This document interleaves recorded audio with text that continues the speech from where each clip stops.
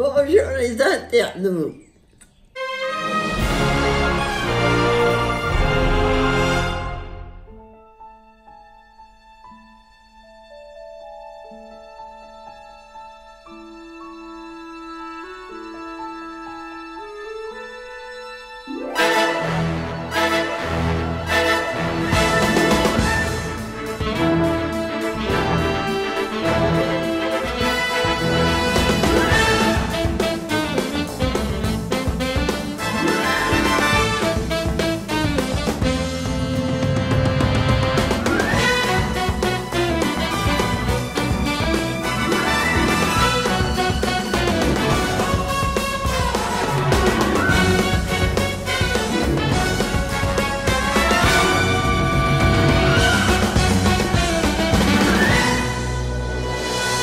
Bonjour, c'est Pascal Tréfingui, comment allez-vous? Si vous n'êtes pas déjà inscrit, ben faites-le, c'est ici que ça se passe. Si vous aimez, likez, et puis si vous n'aimez pas et que vous dislikez, souvenez-vous que mon oncle s'appelle Maurice, que maintenant il est toujours gay, il est toujours heureux, mais qu'avant il travaillait au Mossad et die. Non, c'est une blague. Évidemment, on va reprendre notre running grade, et puis aussi on va un peu retrouver cette semaine nos génériques habituels. Je vais vous expliquer pourquoi. Aujourd'hui, il n'y aura pas de matinale de Rio de Janeiro, tout simplement parce que vous le savez, régulièrement, je suis obligé d'aller à l'hôpital pour ma colostomie, parce qu'il faut laver, enfin, je vous passe les détails, etc. Il faut contrôler parce que c'est quelque chose qui n'est pas naturel et qui évolue. Voilà. Alors, je vous ai annoncé plusieurs choses qui vont venir. D'abord, Richard Glenn, ça sera sans doute cette semaine. Richard est actuellement dans une période de conférence et je vous invite à voir Ésotérisme expérimental sur sa chaîne YouTube et puis sur son site dédié. C'est quelqu'un de passionnant, de très intéressant, qui a 74 ans, qui est en pleine forme. C'est derrière lui plus de 40 ans de travail en matière d'ésotérisme et des interviews avec les plus grands, le Père Régimba, Serge Monast et Bernard de Montréal et j'en passe, c'est des meilleurs parce que c'est vraiment les Français, on peut vraiment être fiers de la nation française à Québec, qui est comme une aiguille, une épine de rose dans le talon de la couronne britannique. Et j'en profite pour saluer tous nos amis québécois. Et bien entendu, comme d'habitude, de leur dire que non seulement on est très fiers d'eux, mais que généralement les patriotes québécois ont pu avoir de l'aide par les patriotes américains du temps où la République américaine était opposée à la couronne britannique et sécurisait un peu les choses, aider beaucoup les indépendantistes québécois, les nationalistes québécois. Donc actuellement c'est plus le cas, hein, depuis la création de la réserve fédérale, eh bien les États-Unis sont sous le contrôle de la couronne britannique et évidemment toute personne qui ferait l'erreur de se tourner vers les patriotes américains entre guillemets, se tournerait en réalité, comme avec Trump, vers les Illuminati et les gens qui contrôlent donc les États-Unis et qui sont en guerre contre l'État profond, qui lui est patriote, foncièrement maçonnique, puisque la base des États-Unis, c'est la franc-maçonnerie des pères de l'indépendance et qui n'a rien à voir avec les Illuminati. Au contraire, ils étaient les ennemis jurés des Illuminati, les ennemis jurés de la couronne britannique. Donc encore une fois, il faut avoir du discernement sur la franc-maçonnerie. La franc-maçonnerie n'est pas Illuminati, ce sont les Illuminati qui sont rentrés à l'intérieur de la franc-maçonnerie et qui en ont pris en grande partie le contrôle, surtout tout ce qu'il y a autour de la couronne britannique et une partie de la franc-maçonnerie américaine et française. Il y a toute une partie de la franc-maçonnerie qui rejette le nouvel ordre mondial, en particulier aux États-Unis, mais aussi en France, ici au Brésil. Et c'est pareil avec les Juifs qui sont plutôt de gauche, aux États-Unis, ainsi qu'ici au Brésil ou au Canada, ils sont contre l'État d'Israël, contre le sionisme, et ils sont plutôt pour respecter les règles du nomadisme juif. C'est plutôt l'extrême droite chrétienne évangéliste, celle à laquelle appartient Trump, Bush et tous les Illuminati, les Skull and Bones, hein, le père de Donald Trump était un Skull and Bones. Donc toute cette mouvance, ce grenouillage, tout ce cafardage là qui vit en fait en nous suçant notre énergie de sédentaire parce que c'est des grands nomades, eh bien tout simplement ces gens-là, eh bien ils sont là, ils essayent de contrôler la franc-maçonnerie, de contrôler les juifs. Les juifs qui vont en Israël sont souvent des déjudaïsés, en tout cas ceux qui le font pour des raisons politiques. C'est différent pour ceux qui le font pour des raisons religieuses, ils ont tout à fait le droit de le faire. Voilà. Alors, ce que j'aimerais vous dire maintenant, c'est que les vidéos, elles vont continuer cette semaine. Et puis, j'aimerais rappeler un certain nombre de règles. Donc, vous avez vu qu'on avait beaucoup de trollage, en particulier de David Barakachit, qui vient il a une centaine de pseudos. En fait, on en a déjà identifié 22, donc on essaye de les identifier les uns après les autres. Je vais vous expliquer pourquoi. Parce que moi-même, comme d'autres personnes, on s'est un peu lassé de son trollage, de ses prédations, de sa haine, et voilà. Il faut savoir que c'est quelqu'un qui a 4 ans, et on a la vidéo, s'est présenté comme la réincarnation du Christ, et qu'il était là pour sauver l'humanité.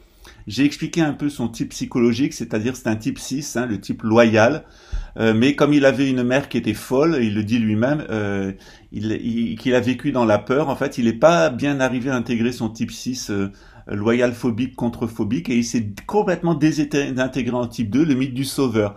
Alors ça donne des individus extrêmement déséquilibrés d'un point de vue psychologique. Quand ils arrivent à avoir un public et utiliser des éléments de la gnose, ça devient des êtres extrêmement pervers. Il s'est d'ailleurs dit la réincarnation du Christ, qu'il était là pour sauver la France. Il mène des croisades en mobilisant un public de personnes généralement un peu perturbées aussi d'un point de vue psychologique, qui se trouvent attirées par lui, qui ont besoin d'un sauveur et d'un guide. Il se présente en guide et en sauveur. On a beaucoup de témoignages qui commencent à remonter de personnes maghrébines qui l'a séduite. On a aussi un certain nombre de renseignements sur lui. Si vous en avez, vous pouvez nous les donner. Et j'aimerais vous rappeler une chose. Pénalement, vous êtes responsable de ce que vous faites sur Internet. C'est-à-dire, il y a des règles sur YouTube qui sont des règles de bienséance. Tous les jours, maintenant, j'ai quelqu'un qui, pour notre temple, modère en France. Sachez que rien que la semaine dernière, il y a eu 1000 messages qui sont passés dans la boîte spam. Ça s'explique parce qu'on a eu des pointes à 100 000 vues en début de semaine. Voilà. Alors bon, c'est normal, il y a toujours un pourcentage. Alors des fois, vos messages, ils s'effacent automatiquement, tout simplement parce que si vous faites des copier-coller d'adresses Internet, l'algorithme de YouTube va vous identifier systématiquement comme un spam et vous allez passer dans la boîte spam. Il y a des personnes qu'on a bloquées, il y a une cinquantaine de personnes qu'on a bloquées, dont 20 adresses de Barakachit. Et donc voilà, donc de la bienséance, de la bienveillance, etc. On peut pousser des culs de gueule, on peut dire des gros mots, tout est permis sur ce site. Ce que je n'accepte pas, c'est qu'on me menace de mort, et ce qui relève du code pénal, c'est-à-dire les insultes homophobes, antisémites, xénophobes et l'antimaçonnisme primaire, c'est systématiquement retoqué. Voilà. Ça, c'est pour l'aspect bienséance. Toute personne qui tient des propos qui relèvent du code pénal, de toute façon, il s'expose un jour ou l'autre à avoir des problèmes avec la justice. Maintenant, je voudrais m'adresser à la personne qui héberge David Maison de Pain et lui dire la chose suivante. Vous êtes civilement responsable des actes de ce personnage. C'est-à-dire que si ce personnage qui squatte chez vous, qu'il soit hébergé à un titre quelconque, on s'en fiche. Mais à partir du moment où quelqu'un utilise votre matériel de connexion à Internet et qu'il est chez vous, vous êtes civilement responsable de ces actes. Donc, Rayad va s'occuper du côté pénal en ce qui concerne David Maison du Pain et ses divers pseudos, qui s'est présenté comme le Christ il y a quelques années, qui est bien connu des services de police. Et moi, je vais m'occuper de l'aspect civil. C'est-à-dire que maintenant, j'ai décidé de poursuivre civilement la personne qui est le propriétaire de la box Internet qui lui permet de se connecter. Donc que ça soit par la téléphonie mobile, et puisqu'il est localisé, que ça soit par la box Internet puisqu'il est localisé, j'ai décidé, mardi j'ai rendez-vous avec mon avocat, de le poursuivre au civil au Brésil, en sachant que la condamnation civile qui est faite au Brésil est valable en France puisqu'il y a un accord entre les deux pays.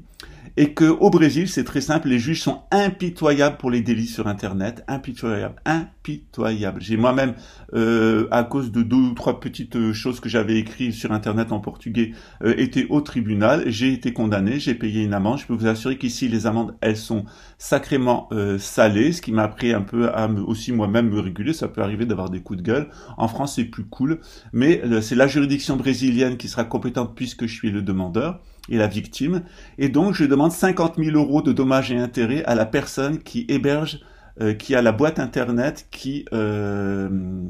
à partir de laquelle sont faites les connexions à YouTube. Donc, encore une fois, quand vous hébergez quelqu'un chez vous, ou lorsque vous utilisez l'Internet d'une personne, cette personne, elle n'est pas responsable pénalement ou très peu, parce qu'en fait, c'est vous qui êtes responsable de vos actes, mais elle est responsable civilement. Donc, j'ai décidé de poursuivre dès mardi, donc demain, sur la base, devant les tribunaux brésiliens, pour une base de 50 000 € de dommages et intérêts, parce que moi, je suis aussi une personne publique, au Brésil notamment, je suis aussi un acteur ici, j'ai tourné dans des films, dans des telenovelas, et je peux pas être accepté d'être attaqué avec des mensonges, de me faire traiter d'assassin, de meurtrier, de sodomiser des enfants, et tout ce qui a été dit par ce personnage sur mon compte. Donc, il est responsable pénalement, Rayad va s'en occuper, et la personne qui lui met à disposition la connexion Internet et qui a l'abonnement Internet est responsable civilement et je vais la poursuivre. En dommages et intérêts, s'il faut faire vendre sa maison, je suis un acharné. Moi, j'irai jusqu'au bout, jusqu'à la mettre définitivement sur la paille. Je pense qu'on a le droit de s'exprimer de tout, on a le droit de faire des caricatures. Moi, j'en fais des caricatures. Quand on est un acteur, moi je suis un acteur et un humoriste, j'ai le droit de faire des caricatures parce que c'est mon métier, voilà. Et que généralement, les tribunaux, ils donnent pas suite quand on attaque sur la base de la caricature, on a le droit de faire des caricatures. Quand c'est du harcèlement, quand c'est sur plusieurs chaînes, quand c'est du trollage, quand c'est accompagné de mensonges, d'accusations de meurtre, tout le délire qu'il y a de ce pseudo-Christ, je vous rappelle que c'est quand même un personnage qui s'est présenté comme la réincarnation du Christ et qu'il était venu pour sauver l'humanité.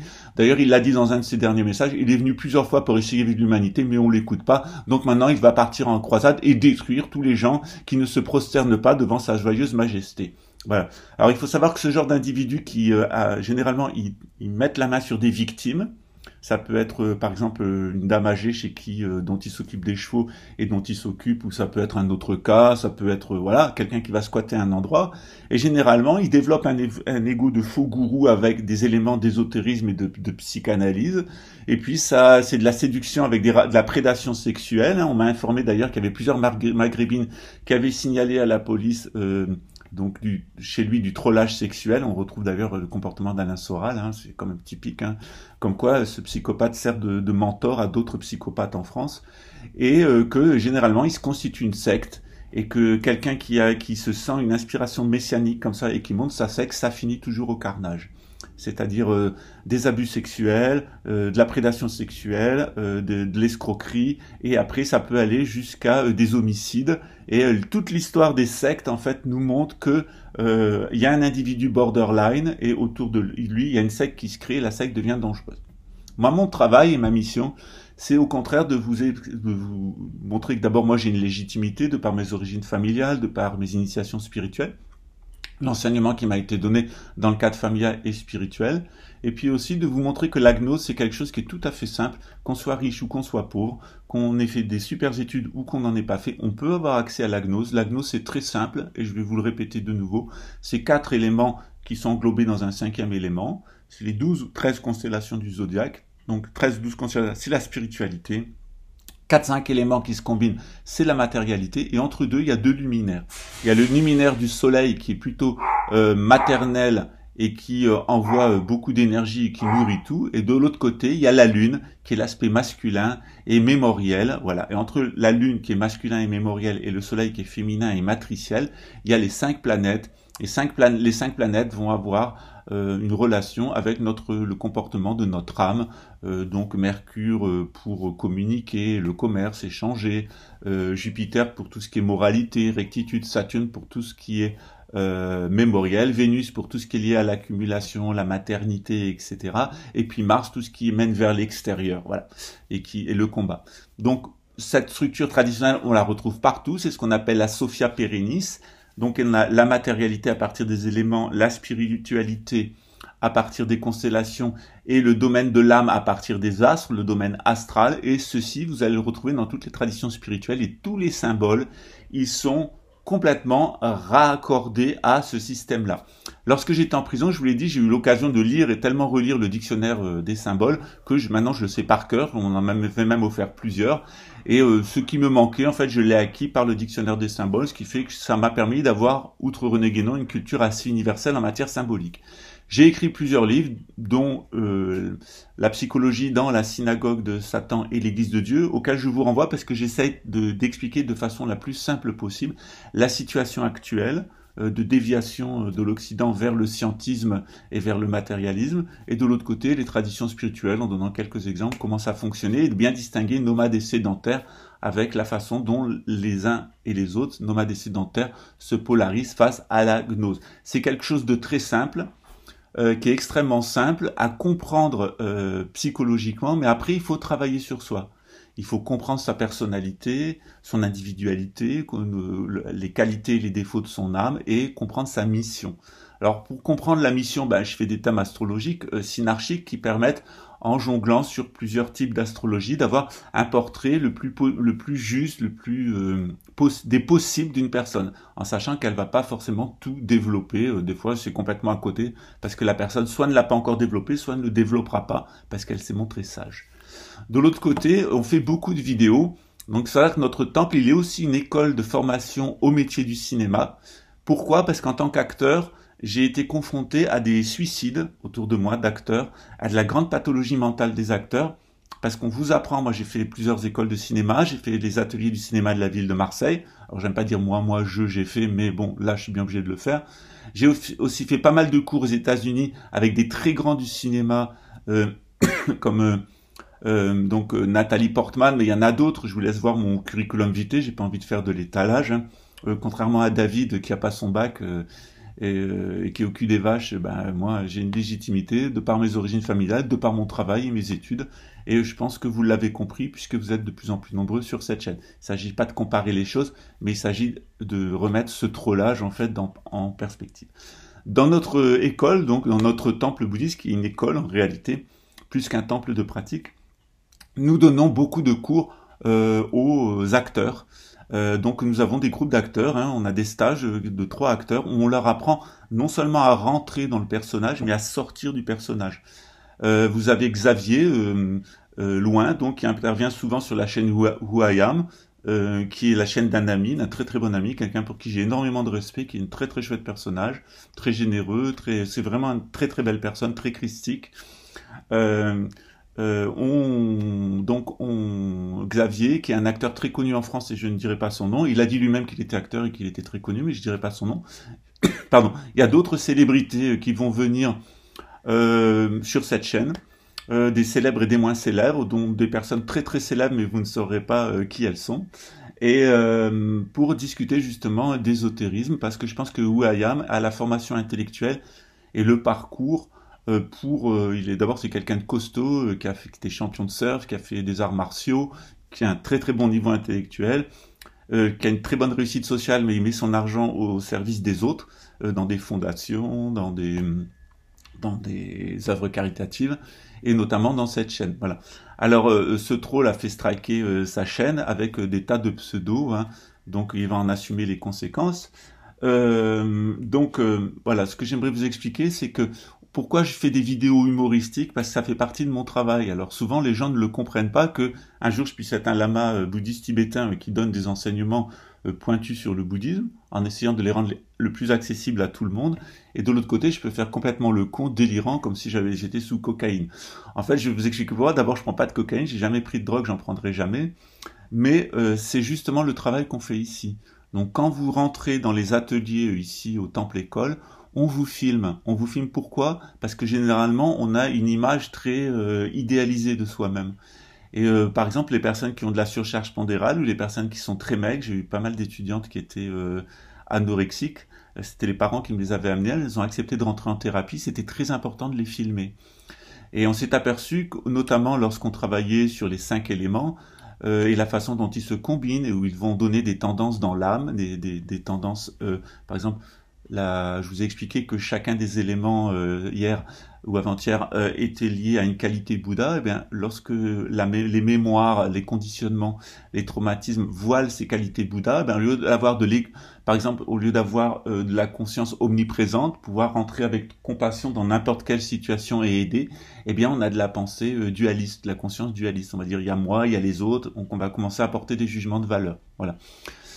Donc, on fait des vidéos justement à cause de grandes mises en scène. Et vous allez retrouver ça dans mes livres de psychologie où j'explique comment on fonctionne dans nos ateliers en se filmant. On fait nos ateliers de travail, il y a de l'étude, il y a de la méditation, mais 50% c'est de l'atelier de vidéo. Parce que j'ai remarqué que depuis maintenant ça fait 30 ans que j'enseigne, hein, ça fait 10 ans que bon même plus, depuis 2001 j'enseigne en utilisant un support vidéo. Je me suis aperçu qu'on faisait un très très bon travail en filmant les gens.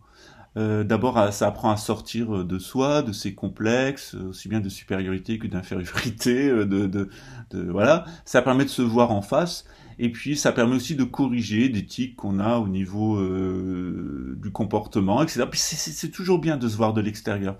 On se voit de l'intérieur en tant qu'ego, on se voit dans un miroir en sens inverse, et la vidéo, elle permet de nous voir tel que les autres nous voient. Et le travail psychologique qu'on peut faire avec la vidéo, il est absolument génial. Donc on le fait professionnellement pour les acteurs. Alors pour eux, ça coûte assez cher parce que c'est un très lourd travail d'un point de vue professionnel.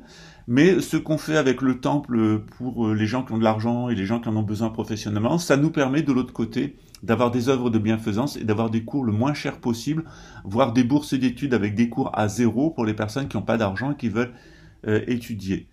Dans notre société, souvent, on a l'impression de penser que si les gens n'ont pas d'argent, c'est qu'ils sont en échec et qu'ils sont des tarés. Ben, c'est absolument le contraire. Moi, je connais plein de tarés qui sont en échec de vie et qui sont très riches. Et je dois même dire que la majorité des connaissances que j'ai et qui sont très riches, c'est quand même assez des tarés. Voilà. Donc, ils sont souvent en échec personnel et en échec au niveau de l'évolution spirituelle. Donc, faut pas caricaturer dans un sens ou dans un autre, mais c'est quand même un fait. Voilà. Donc, il faut pas avoir de complexe au niveau social, il faut pas avoir de complexe au niveau financier. La gnose, c'est très simple. Une fois qu'on a compris la structure de la gnose astrosophique et matérielle des éléments élémentaux et astrosophiques, on peut avoir accès à tout l'ésotérisme. C'est une clé qui ouvre tout, mais qu'on vous donne jamais. Tout simplement pour pouvoir vous embarquer dans des écoles, et aussi parce que cette science, elle a été perdue en Occident. Cette clé, nous, on l'a jamais perdue dans nos familles, dans les initiations, on l'a jamais perdue. Et moi, je suis un très bon vulgarisateur, j'adore vulgariser les choses, pas les rendre vulgaires, mais faire que tout le monde puisse comprendre. Mon modèle, c'est Platon, et Platon, il fait découvrir la diagonale au fils d'un esclave. Et moi, je crois que n'importe quelle personne, elle est un Bouddha, elle est Dieu à l'intérieur d'elle-même. Nous sommes des êtres divins et nous pouvons avoir accès à la gnose, chacun selon notre coloration psychique, nos capacités et nos compétences. Mais tout le monde, sans exception, peut y accepter. Et l'enseignement spirituel ne doit pas être réservé à une élite. Il n'y a pas d'élite en matière spirituelle. Plus on est haut dans les hiérarchies spirituelles, eh bien, plus on est au service des autres. Jésus l'a dit.